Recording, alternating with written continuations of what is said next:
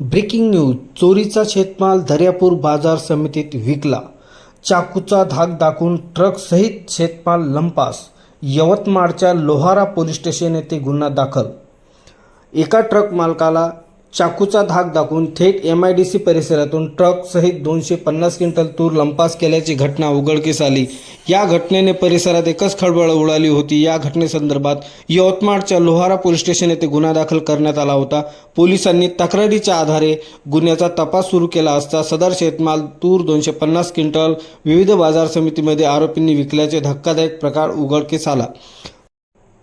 लोहारा पोलिसांनी या घटनेसंदर्भात सखोल तपास केला असता 2 आरोपींना ताब्यात घेतले असून त्या आरोपीकडून विचारपूस केल्यानंतर काही शेतमाल हा मूर्तिजापूर, कारंजा, दर्यापूर कृषी उत्पन्न बाजार समिती येथे विकल्याचे निष्पन्न झाले।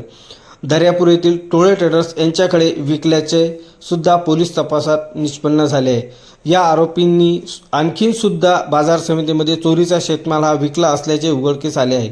जवळपास 20 लाखाचा मुद्देमाल असल्याची प्राथमिक माहिती समोर आली आहे। दर्यापूर बाजार समितीत गुरुवारी दुपारी लोहारा पोलीस स्टेशन दाखल झाल्यानंतर एकच खळबळ उडाली।